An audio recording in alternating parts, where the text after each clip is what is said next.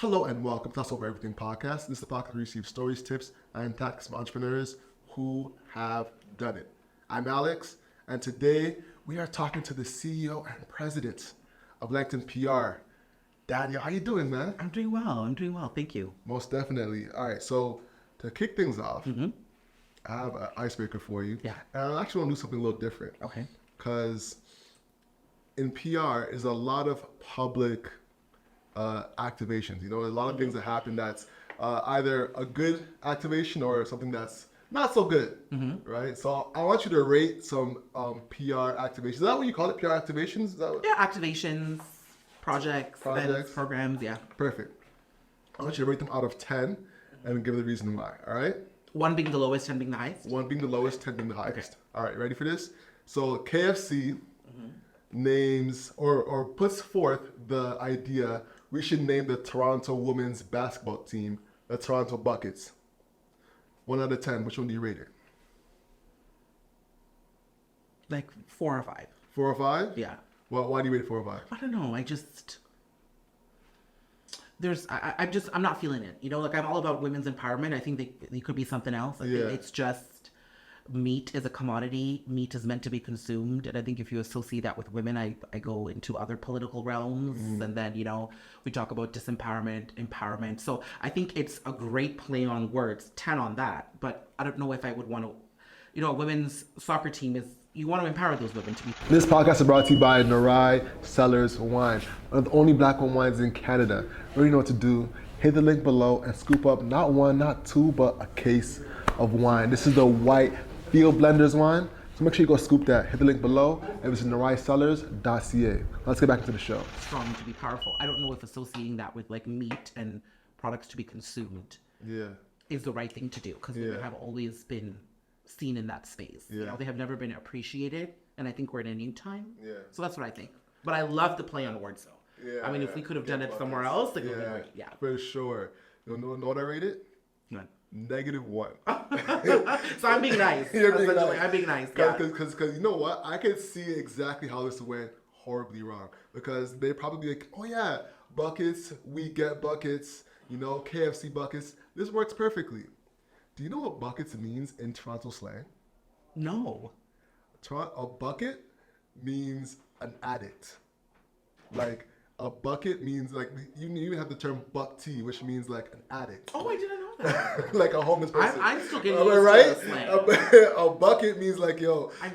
But then again, it's somewhat derogatory. Very derogatory. Still, it kind of hits what I was saying, that it's disrespectful to an era. It's a great play on a word. I'm still getting used to all this slang, though. Yes. I'm old. A bucket is insane. Insane. So KFC, definitely not. All right. So let's move on to number 2. I have 2 more for you. Okay. Next is Revolt. Wait, what is that? Revolt Network. The Diddy's network. Oh, I don't really engage. Never heard of Revolt? No. Okay, so Revolt is one of the biggest media platforms. Is it? I don't know about it, so I don't know about that. All right. So Revolt, it's in America, so it's not in Canada. So there you go. I'm still not in tune with pop culture, FYI, but you'd be surprised. I'm in tune with some things, and I'm out of tune with everything else. Okay. But I never even knew he had a network.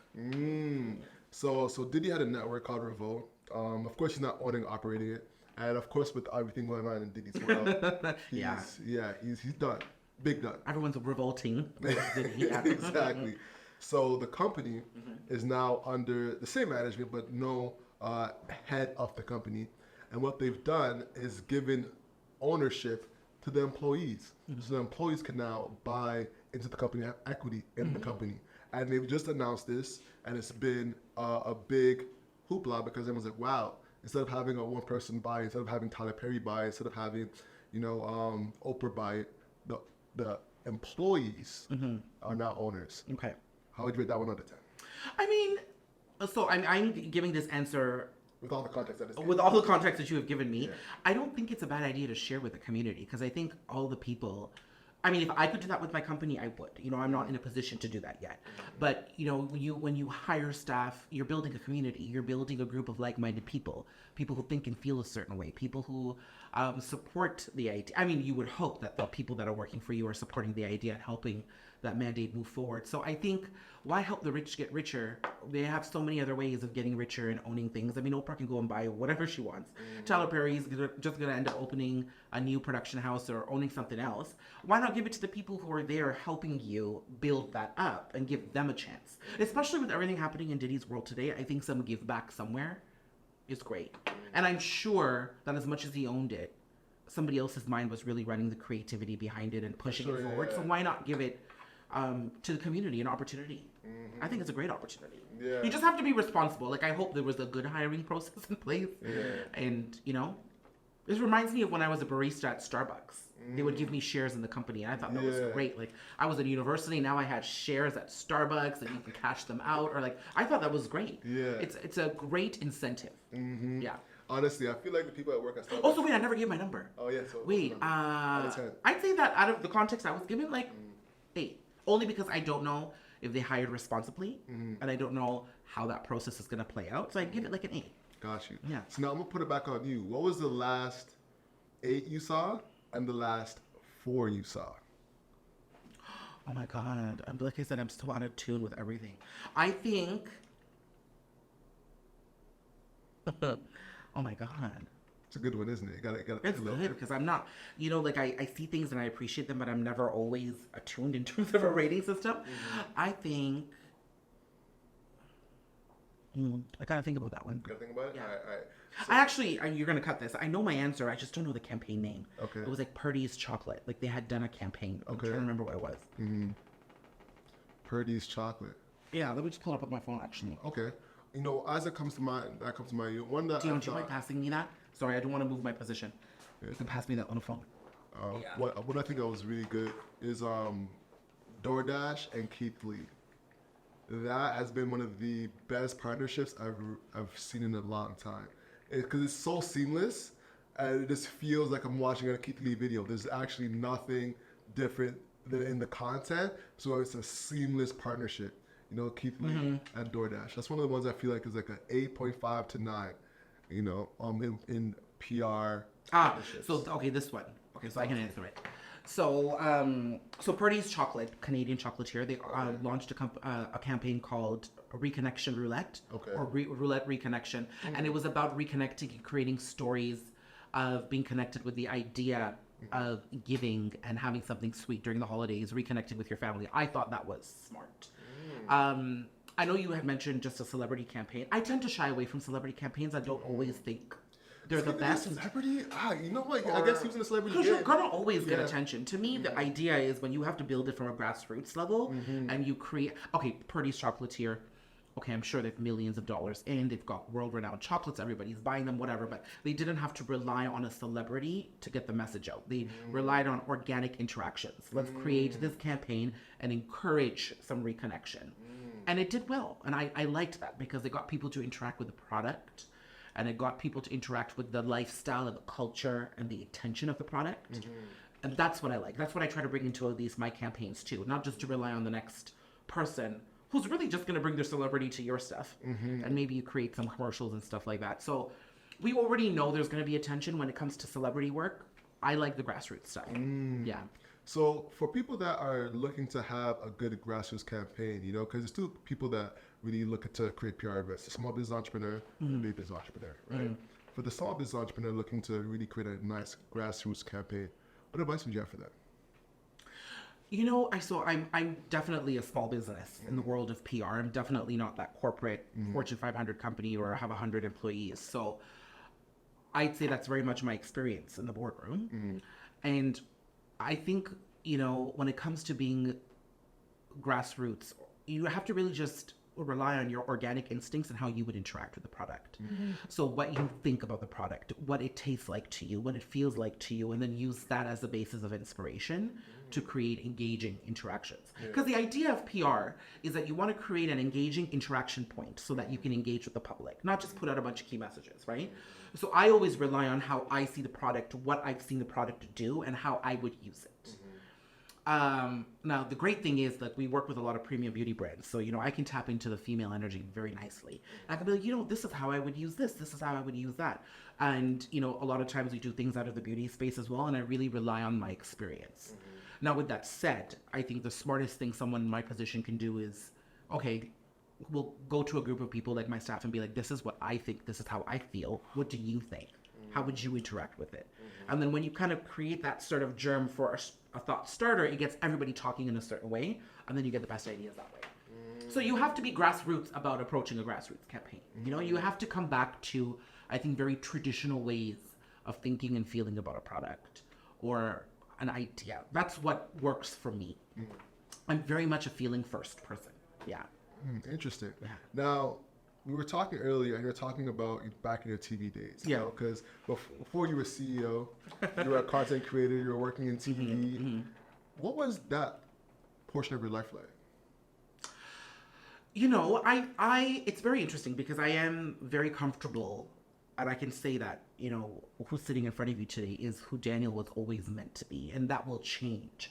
I think when I had started working in television and doing content creation and kind of doing that TV public entertainment kind of work, I was very much still discovering who I was. And I have found myself in this position in many times in my life where I'm doing something I have not been trained for, or I'm doing something that I've had no prior knowledge in. I didn't graduate with a degree in journalism. I had a bachelor in arts, and I had a master's in communications and culture. It had nothing to do with journalism and TV production and hosting or red carpet interviewing. It had nothing. I was literally discovering it for the first time because somebody had faith in me and decided to give me an opportunity. So I was too busy trying to like fake it till I maked it, and too busy trying to figure out the ropes. So it was, I'd say, a time where I learned a lot of the discipline and skills that I use today to fuel my PR career. So I'm very grateful for the experiences. But I'd say it was a very hollow and empty time. There wasn't a lot of feeling in what I was doing. There was feeling in terms of anxiety and fear and stress, but I don't think anything... I think I was in a place where I was a plus-size person of color, and the space was controlled by a bunch of white people, you know? And then there were your token people of color who had certain positions, who I admired, who had probably worked really hard to get where they were, but you weren't seeing many more people like them. So I didn't really think I had a chance at it. I was just going to do whatever I did. I was going to take the opportunities I had, and hopefully it clicked somewhere else outside of this. That's what I thought was going to happen. That's what did happen. I didn't think I was going to have a successful career on TV. I just didn't think the space at the time was meant for it, you know? I don't think people knew how to understand this gay plus-size brown boy. You know? I think, you know, her name was Veronica Chill. She's a bestie of mine now, but when she had sort of seen me and sort of given me an opportunity, I think she understood the power of that because she wanted to have that in that South Asian entertainment platform that she was hosting at that time called Bollywood Boulevard, and it meant something there. It was powerful. But I think outside of that, there were many different versions of me who were also thin and white and who fit the quota or the status quo. They were going to take them first. You know, I was always going to be the funny one in the room that everybody loved being around, but nobody would ever see them as a perfect choice for this show. And I understood that, and I think that was a sad fact because I understood that. I was there long enough with some hopes and dreams, and I realized, okay, this is just not going to work. This space is not meant for it. But I knew I would matter elsewhere.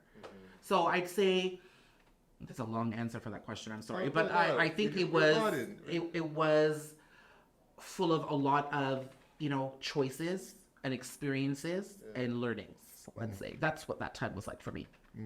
Yeah. So what was the transition from that into PR?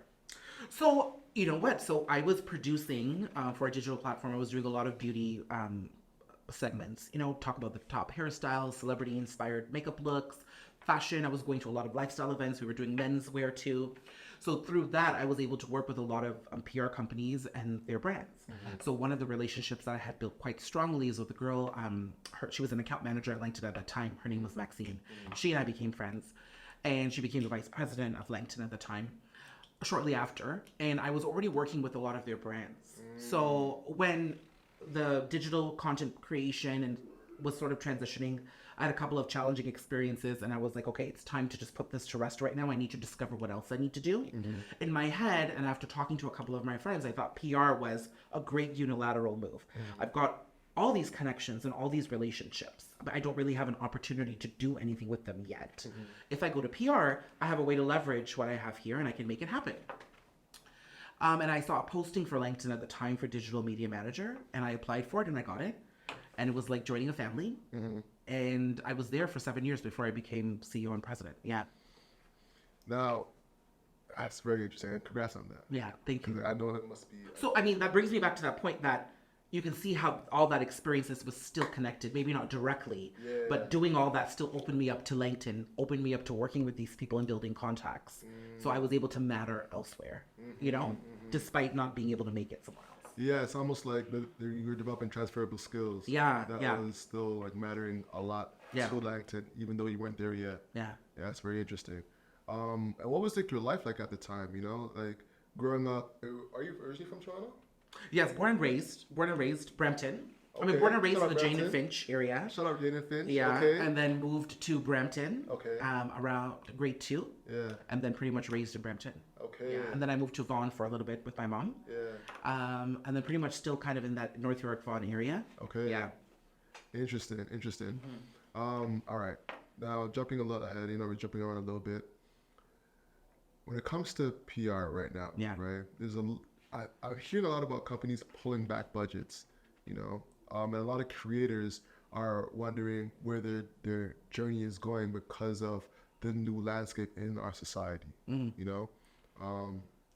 What is your take on that in the current landscape of beauty brands working with creators on the in the ecosystem of creative deals? So, I mean, scaling back budgets, that's just a reality in PR. I mean, it's not just now. It happens all the time. So we're used to it. I'd say in the marketing world, PR agencies and owners are probably used to it the most. Yeah. It's the first thing to cut. It's the first thing to put to the side. It's the first thing to deprioritize. But I think the space, I mean, listen, I joined PR in 2017. That was at the crossroads of digital and traditional media at that time. Great. A bunch of magazines had just shut down. A bunch of shows had just shut down. I finished in TV because we were all laid off from a show that had finished. Rogers was just selling off their properties.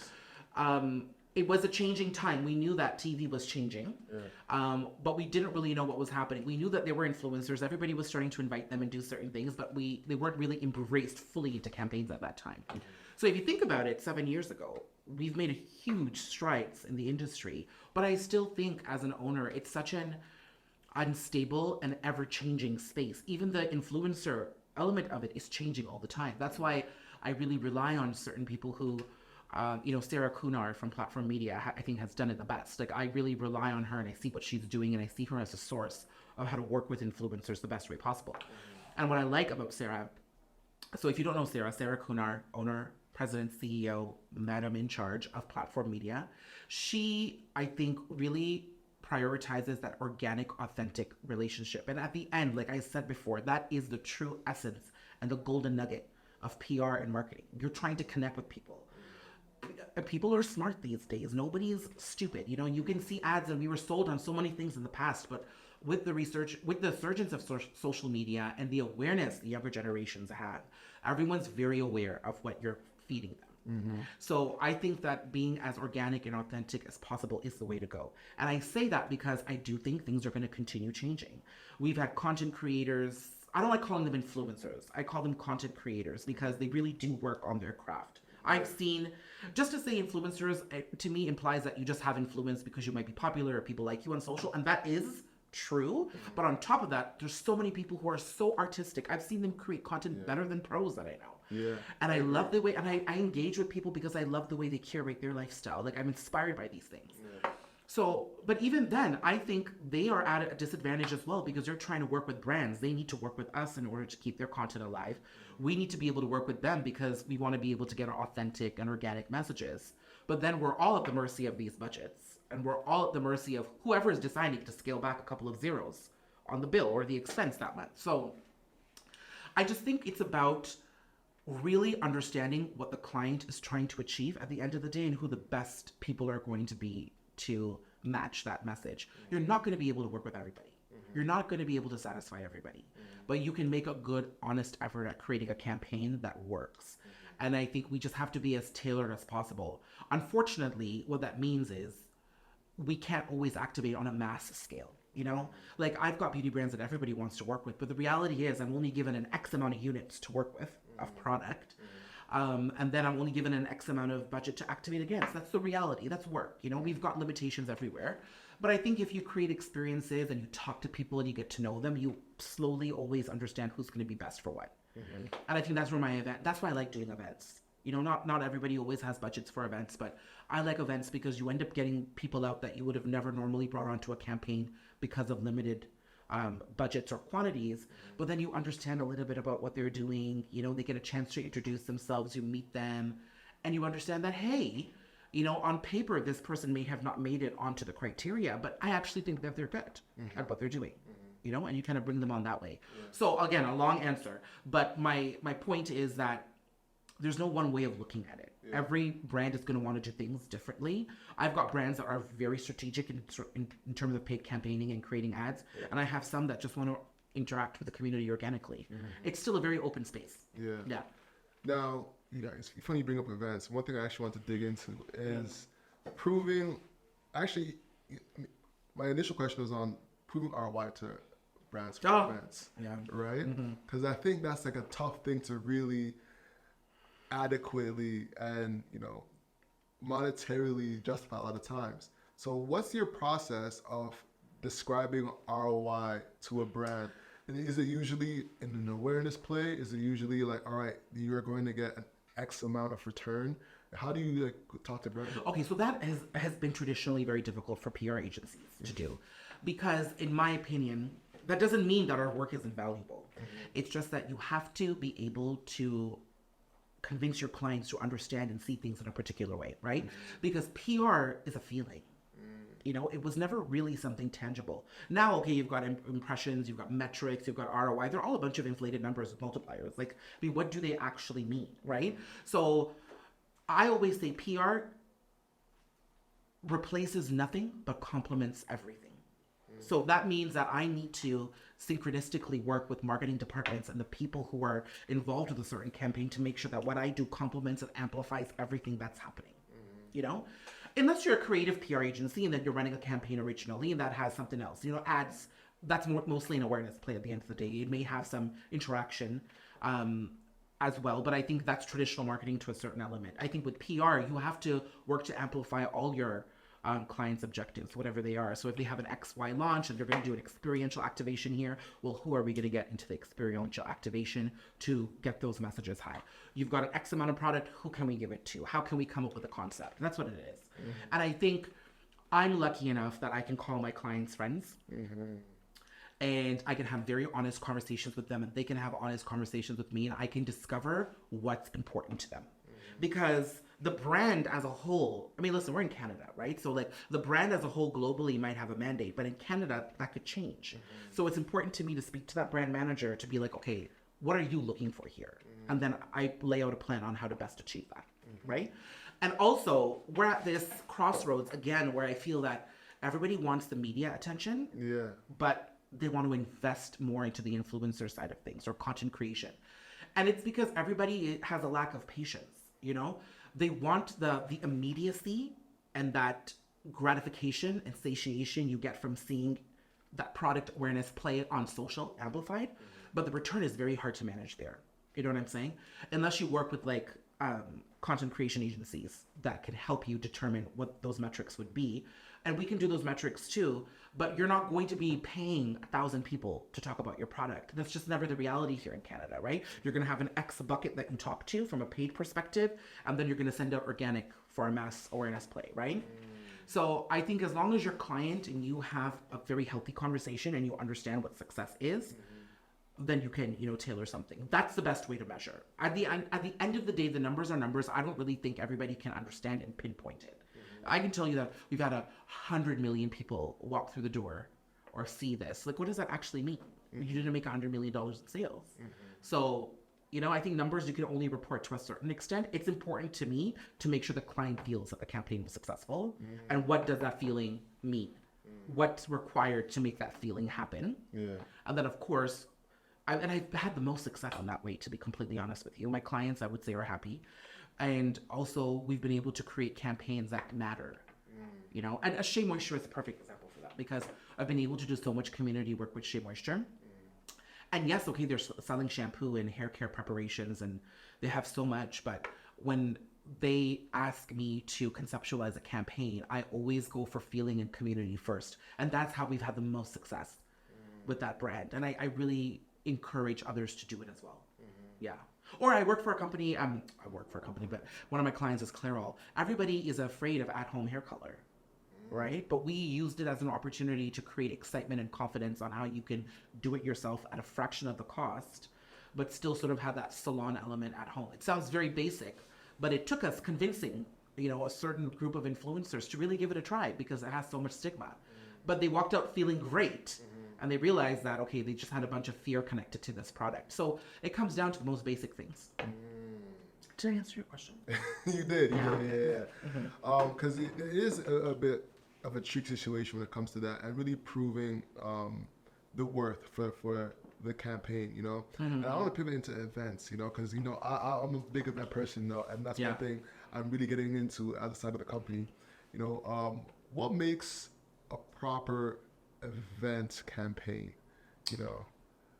Okay, so that really depends on what kind of event you're doing. There's small scale, there's a large scale. There's never a direct answer. Okay. There's exclusive events for media and influencers, and then there's experiential events, right? So I think when it comes to a PR has a lot of exclusive events from media and influencers. That's to introduce a campaign, that's to create a mass awareness play if possible. And to me, the best events are the ones that get guests to interact with the product in a meaningful way. So if I have a shampoo, it's not just about, getting your hair washed that day and walking out with a new hairstyle, but what are the ingredients in that shampoo? Maybe I can serve you some canapes and some drinks inspired, bringing the product to life, so to speak. I think when you can create that element of interaction, everybody's so much more interested in what you're trying to do, And so many brands do that. And then when there's an experiential element, that's more like, let's get the public involved. Then you want to be able to give them an experience connected to that product, not just to come out and get a coupon and a free product. Yeah. So, this summer we're doing something called Shea Summer. The Shea Summer. When is this releasing, by the way? Within a week. Okay. So this summer, actually at the time that this is probably releasing, and then in July we're doing something called the Shea Moisture Shea Summer Salon. Okay. So we want to give people an opportunity to come have expert consultations, find out which Shea Moisture products are good for them. Because textured hair care is tough during the summer when you're sweating and you want to play mass at Caravana. You want to take care of those curls and coils. So we created an opportunity for everyone to come and get a quick hairstyle with industry experts and expert hairstylists and get the consultation they want to use the right product. Now that is great for an experiential element because it gives the consumer, somebody who would have never normally had this interaction, the opportunity to come down, learn something, and walk away something that's going to work for them. So I like that from an experiential point of view. I don't think any brand has done anything experiential that doesn't have that element there. So you want to be able to let them interact with your product in a meaningful way. When it comes to media and influencers, when I go back to that first example, we're spoiled. We get so many free things, we get access to all the different events. But the best thing to engage that crowd who's seen and felt and experienced everything is to give them a feeling around that product again. So it all comes back to feeling for me. If you go to it. Because if you have to buy into, once you invest in that element, that is good. It's like dating. You could be good looking, but if I don't feel something for you, then that relationship is not going anywhere. The same thing with products. You have to establish a relationship. Yeah. Got you. Now, when it comes to feeling and connecting with influencers and creators, right? A big element right now is UGC, right? Yeah. But AI is really coming at UGC right now. So I'm curious to get your take as someone that hires creators. Where do you see the UGC versus influencers and AI going in the future? So, we're at those crossroads right now in terms of the content that's being produced. Honestly, I see them both existing. I've seen a lot of influencers incorporate both. Or content creators, I should say, they're incorporating both. And that's the content that I think is going to stay. I've seen some of these content creators do the most unique videos. I've seen these products move in ways I have never seen these products move. I've seen them displayed in ways I've never seen them displayed. And it is a combination of UGC and AI. And I love that sort of marriage between the both. I think one's not here to replace the. I have to say, I've used Google's Gemini, and then I've used ChatGPT. it is great when you're in a time crunch to Yeah. come up with some really eloquent copy and some punchy lines. I have to get in there and still edit it and still make it mine. Yeah. That level of You can't just touch trust it. is you can't just trust it. That level of touch is required. Yeah. And I think that's what's happening between AI and UGC too. I think the best is when I see these content creators infuse both of these things together, and I see the best content out there. Yeah. I don't see one over the other. I think there's a space for both as we move forward. Matter of fact, I have a question. I actually asked Roberto Blake this. He's a tech creator on YouTube. And it was an interesting thing that he gave me. So I'm interested to get your opinion too. So we had a question from the audience where a creator is a UGC creator, and he was going to work with a company to do UGC content for them. But in the contract, it said they would get full rights in perpetuity to all the content. You know, what's your opinion on that for a UGC creator? Something that's small, just getting started. Should they take something like that where they give away all the rights in perpetuity, or it's something that they should be pushing back on, or be, hey, you know what, you're just starting? Why not? You know, okay, so I'm of two minds with this because obviously I work with a PR agency and I work with clients where we're negotiating these contracts all the time. So I definitely think like Sarah Kunar at Platform Media has seen this a lot more than I have because she's working exclusively with content creators and people being hired to create content. I think for me, as a person of color who needed to hustle in this world, I did so many things for free. I spoke to a bunch of people I probably didn't need to speak to. I walked through a bunch of doors I really didn't. I didn't really have a place or business going in there. But that's how I got where I got. Yeah. I went to so many different events. I did so much and I hustled to get where I needed to go because I needed to build relationships. And I would say you can't devalue that. Now, that doesn't mean you give away everything for free, or that doesn't mean that you have to judge what's best for you. Because I was put into positions where I'm like, okay, is this relationship and connection going to be worth it for me? And can it give me more in the future? And then if it was that case, then I didn't have a problem because I knew that there was going to be a payoff somewhere else. And that's always served me right. I have very rarely been wrong about that because I listened to my gut. But at the same time, you also don't want to be taken advantage of because I don't think it's fair. Yeah. So what was the moment? Give me a moment where you were like, oh, this is crazy, but screw it up. Well, it happens with a lot of, I'll give you the most basic example, a lot of hosting gigs. You end up working for organizations or events that are working with really small budgets or don't have any budget at all, but they want to be able to work with you because they think your personalities fit the aura and the atmosphere of what they're trying to do. And I really sort of go in and see whether that opportunity is for me or not. Now, sometimes you know whether you're going to be the one contributing the most to the opportunity, but a lot of these opportunities came to me when I was new and I was struggling and I really needed to get myself out there. So it was a lot of live events and award shows that I was asked to host, sometimes for a very small fee and sometimes for no fee at all. But I showed up, did my best, looked like $1 million, got every single business card in the room, networked, and those contacts still exist to this day because they didn't know what my arrangements were with that organization. They saw me front a very eloquent speech. They saw me front for a very, luxurious event, and they associated respect with that. And they associated a certain level of professionalism with that. That's what they saw. That's what they got sold into, and that's what I honestly was there to sell to them. My professionalism, my ability to do this. And then I got so many other paid gigs because of it. But you have to be sure of what you're doing in the moment. Now, I definitely can respect that, once you've given enough things away for free at some point, that thought process needs to turn something in return to you. So you have to be able to judge it. So the entrepreneur in me says that I got here because I did things like that. So I encourage people to make that call for themselves. But I also don't think that agencies and brands should take advantage of people, especially if you have paid a fraction of the price. Like if you paid $1,000 to get a UGC to create something and now you want rights in perpetuity, I mean, that's a little unfair. I do think that now if you paid them $20,000 to create that piece of content, then perhaps there is a give and take. That makes sense. And in all honesty, when it comes to those type of contracts, a lot of those content creators might be okay with doing something like that. But you can't buy something for $1 and expect $100 in return. It doesn't happen that way. Yeah. Fair. So it's a two-faced answer, but it's important for me to speak from the business owner side of myself, but then also and the marketer, and then just being an entrepreneur. Because the entrepreneurship journey is a hustle, you know. For sure. Yeah. 1000%. What's a normal day in your life like? Although it's never the same.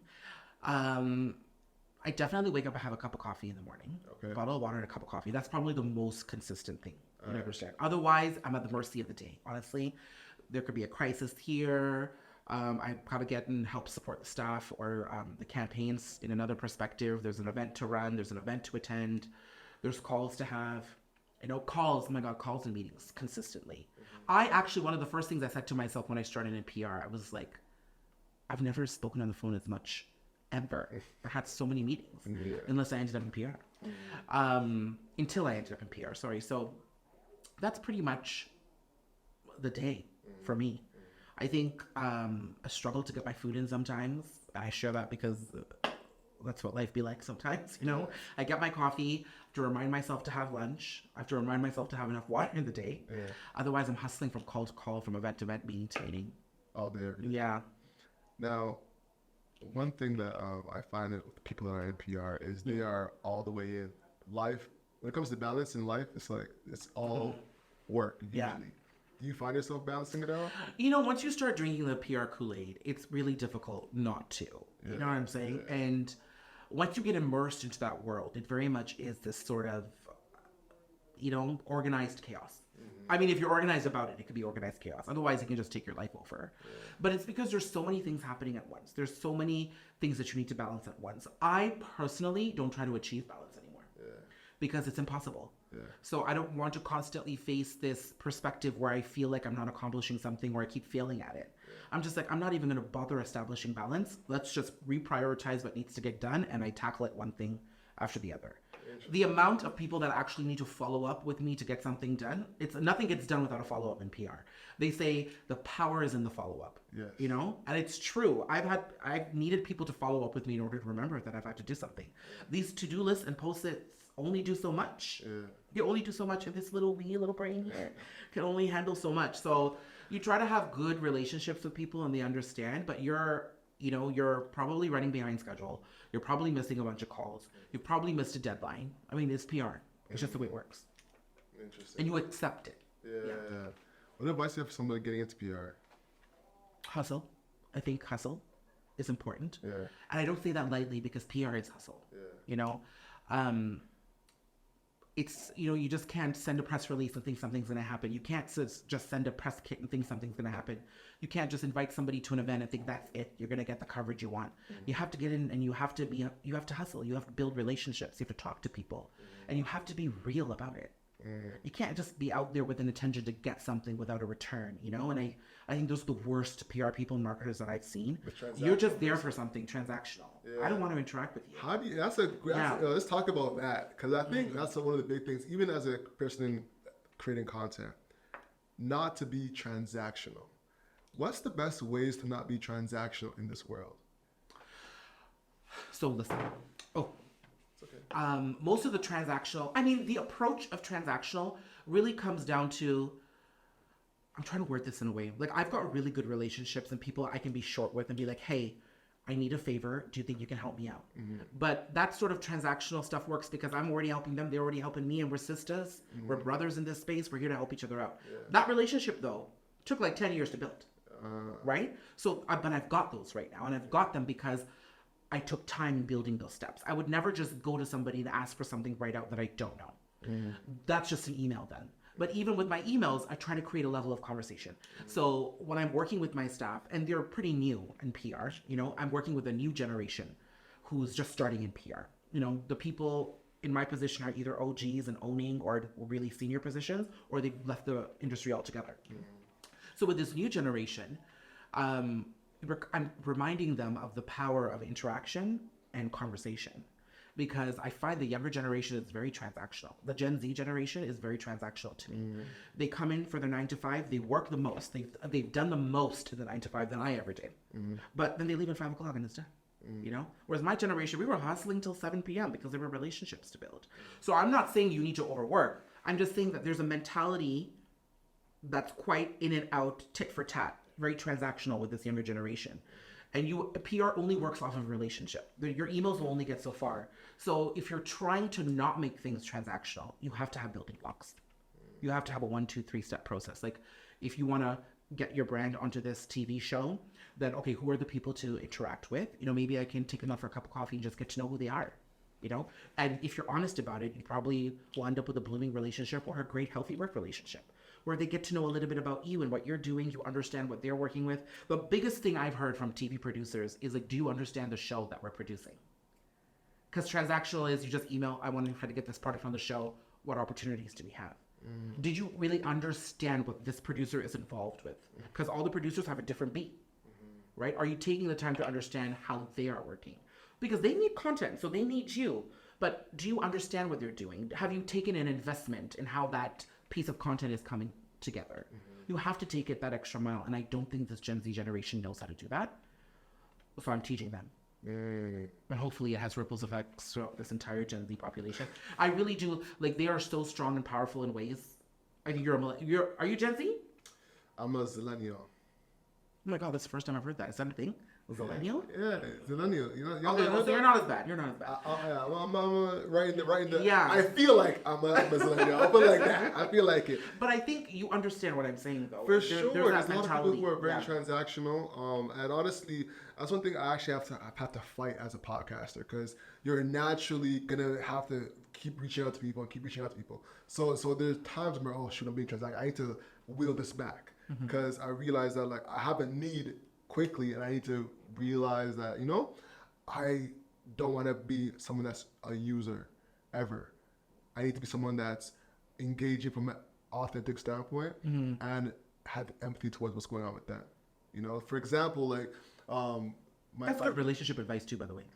Thank you. Yeah. One thing about podcasts is that we're listeners. Not many people are, especially men.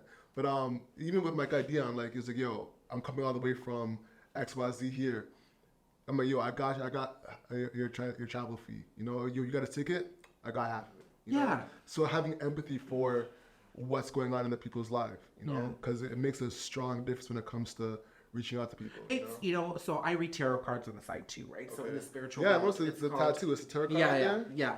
It's a blend of the sun and the moon. Okay. So one of the spiritual concepts or ways of thinking is equal give and take, right? Because giving and taking at an extreme, they're both imbalanced ways to go about it. A giver will always feel like they're doing the right thing in the relationship or the situation, but over giving is just as imbalanced as taking and just taking, right? So I like what you've said. It's about an equal give and take. So if you're going to work successfully with somebody, how can it benefit both of you, right? So same thing with PR. If you're going to work with media or influencers, how can you both interact with each other and see what comes from there? And sometimes that also involves understanding that maybe something can't happen now, but it can happen later. Yeah. Yeah, for sure. Now, there's going to be a lot of people here, because one thing about PR, the barrier to entry is at the crowd. You see chalk on the ground, the barrier to entry to get into PR is right there. You can just hop right into it. Yeah. Right? Set up a company, set up a GoDaddy, boom, you're a PR company, right? When it comes to PR, what separates the good people from the great people? I think that's a big question. I think when I look at it right now, the good people are the ones who just get the job done. The great people are the ones who are trying to change the world by getting the job done and having it mean something outside of what they're doing, And I understand that as a PR owner and as an agency, to a certain extent, you're going to have to rely on the clients that you work with and the work that they do to help you. I use Shea Moisture as a wonderful example there. Shea Moisture has allowed me to find ways to give back to the Black community. And the Black community was very supportive of me and my journey of coming into my sexuality growing up. Because, I'll say this to you. When I was growing up and I was being teased for being gay, it was only the 3 Black girls in my grade who ever defended me. They were ready to fight everybody and beat them down, and I remember them. I know their names till this day. And I didn't realize it, but then when I started working with Shea Moisture and we were giving so much to Black female entrepreneurs and the the Black females of the community, I was like, wow, like this is such a wonderful way for me to now do some purposeful work in this community, because this brand isn't about just giving you good hair. They want to support the initiatives that you're doing. They want to support the entrepreneurs there. They want to provide grants and education and opportunity. And I realized that my life beautifully connected in that way. And it made me think about how lucky I was as a PR professional to have this brand at this stage in my life matter personally and professionally. And so we're grateful as PR professionals when we get clients like this. But then when we don't have these clients, and we have clients that are, just doing marketing initiatives that might not speak in such a big way, but are still effective, then how can you create that level of purpose within your staff? And so what I also did, because I only had Shea Moisture for 7 years. There was a time where I was in PR without a Shea Moisture. And I say Shea Moisture and clients like that. They're not the only ones, but I make an effort to understand my staff. I make an effort to care about them and understand their personalities and manage them from that process. And I realized that if I was going to create purpose and power in what I was doing and be great, then it was going to be in inspiring a young generation of PR professionals to be that too. I wasn't, and you have to put your ego aside from it. So the great people are not ego driven. The good people they want the awards, they want to get the job done, they want to have the most ROI, whatever. But the great people are the ones that are doing it for different reasons, that are getting all that done, but more.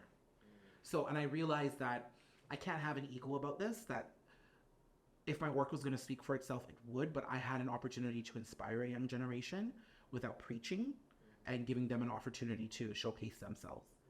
And that to me is the real greatness that I think PR professionals can have. And now I just, in that pursuit to be great, I've also taken on a lot of mentees, so I could be a mentor for those wanting to create, those students that are people of color who want to create a positive and a very successful future in PR as well. So you have to give back, I guess. If I put this all down into one simple way, it's to be great, you have to give back. You just can't get the job done. That took a while too. I'm so sorry. You're going to have a fun time editing this. Yeah. No, that was solid. Solid. No, I can agree. I think from what you're saying, the real difference is impact. From what you're saying, creating something that impacts people versus just as a transactional. Even when it comes to the brand expectation, one that's impact based versus ROI based only. That's very interesting, man. What do you hate about PR? I don't know if I hate anything. I might grow frustrated with the ever-evolving pace. It's a strong word. Yeah. I think I might grow frustrated with the ever-evolving pace of the industry, because just when you get something right, and then it stops working and there's a change, and I've got to pivot. You have a lot of clients, too. Yeah. I think when I say pivot, I remember that one episode in Friends where they were like trying to move the sofa down a really tight circuit, like pivot. Mm-hmm. So it's the change. It's frustrating, but it's the only constant. And I've had to learn to embrace that too. That doesn't mean I'm not mad or bitter about it, but change is the only constant. And you have to be ready for that in PR. Things can change tomorrow. And I say that to my staff too. It's like, you can't get too comfortable. Things can change at the drop of a dime. So that's frustrating, I'd say. Yeah. Gotcha, man. Now, one thing I want to get deeper on as well. But I embrace change too. I just want to say that. Yeah. For sure. I want to get a little bit deeper on, because you mentioned earlier that Black women was the only thing that was defending you when you were growing up as a young gay man. What was that experience like? Like, how did you make it through? And is there any words you could say to any other young gay man out there, trying to figure his life out? I think when I was that young, I really didn't know I was gay. I was being told I was gay. Oh. And I don't even think the people who were teasing me about being gay knew what being gay meant. It was just a word that was associated with a boy who acted like a girl or had feminine characteristics. I don't think anybody really knew the weight of what that meant about someone's sexuality or what they were saying.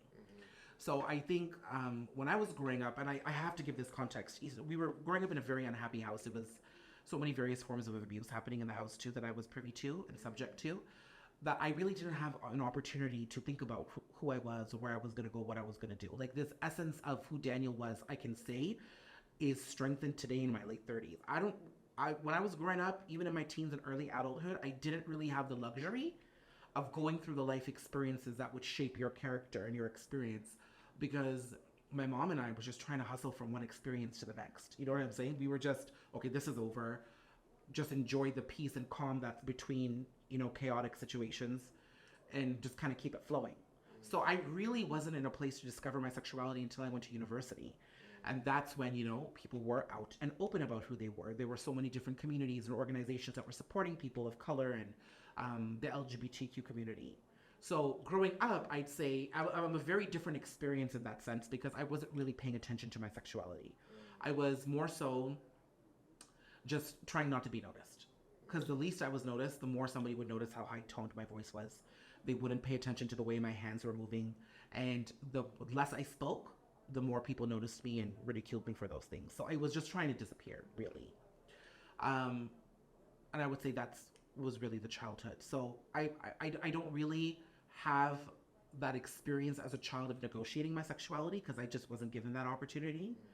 But as I became a young adult, I quickly came into my sexuality quite quickly. The minute I went to university, within 2 years, I knew that I was gay. And it took my final relationship with a woman to understand. And by the way, she and I are like the best of friends now. She just got married a couple of weeks ago. I'm so happy for her. I was at her wedding. So that relationship set me on that path. And then the minute I came to that understanding, the week after, I told my mother. So it was fast and furious the minute it set in. And then it was just about embracing myself and being the best version of myself. So I want to give that context. Now, my advice for young people who are growing up gay is to just give yourself the space to feel and just be with your emotions. You don't have to define yourself or express yourself in anybody else's timing. And I think that's often the pressure that we face. That, I have to tell this person, or I have to do things a certain way, or no, I can never tell people I'm gay because everybody expects X, Y, and Z. A lot of those thoughts and feelings are very fleeting and in the moment. Just allow your experience to be what it is. Be the best version that you can be, and be as authentic as you can, and the right timing will find you. And I think those growing up today are growing up with so much more awareness.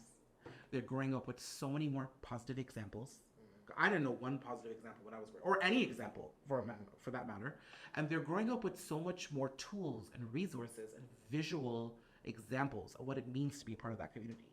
So I have faith that the younger generation can navigate that space a lot quicker and a lot healthier than I did. But I think that would be the best piece of advice, not to operate on anybody else's time. Yeah, which is hard. It's hard. But I've also seen people from the community manipulate and take on certain facets of their identity that unfortunately are not authentic. And I did that as well. Like, I dated a bunch of women when I was young. And obviously it was very different. My demeanor was very different, but that's what I was told I needed to do. But when I go back and I look at it, I was like, oh my God, like I manipulated and led on so many different women without the intention of ever having a relationship. What does that mean? And so the best thing I could do right now is be aware of that experience. But I think sometimes there are people in the community who do it as a way to protect themselves, and it's unfortunate that they end up in those situations. But I think the most they can do is understand that that's what they're doing and then take steps from there. Yeah, I might get criticized for saying that, because why? People from it's a coping mechanism. It's a way to protect yourself. Yeah. And I have empathy for that too. For sure. But I think the more awareness you have of yourself doing that, you'll know how other people are being affected. Okay. Yeah, which I think is important. I don't want to take away from those people doing it, because sometimes you need to protect yourself depending on your circumstances. For sure. Man, growing up, I'm a Jamaican, So growing up, like, I remember, I remember growing up Jamaican, and I gave my cousin a bottle of lotion, and he was like, Mom, can I pass me another bottle of lotion? And I was like, what? I don't even understand it. Like, the homophobia was so crazy that I couldn't even imagine, if you were actually gay, like, you'd probably go through it, like, you probably wouldn't be safe. So you'd have to have a front up in order to protect yourself. Yeah, it's tough. I think it's a lot different for people the ones growing up gay or with their experiences now, it's a totally different world.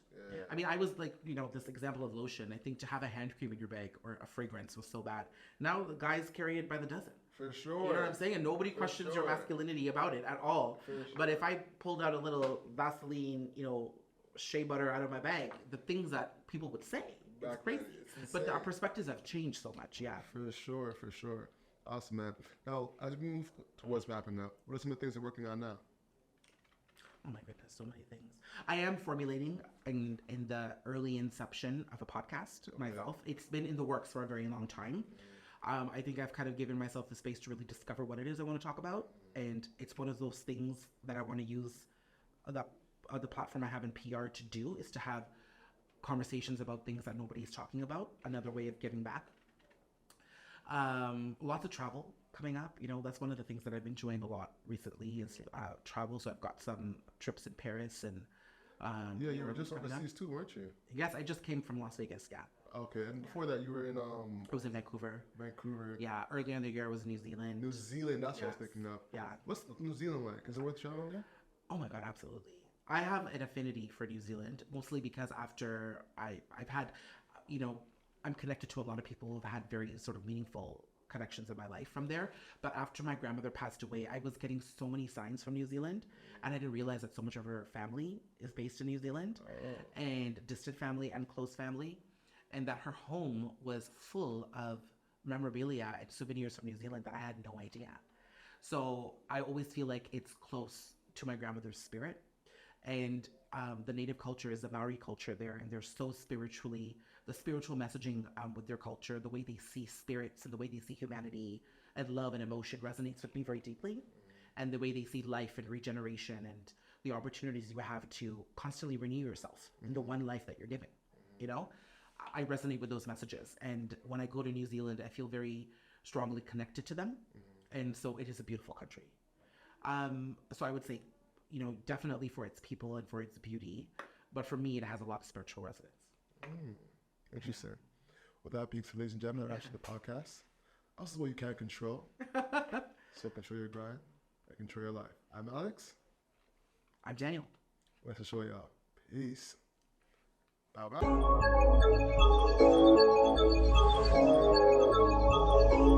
bye.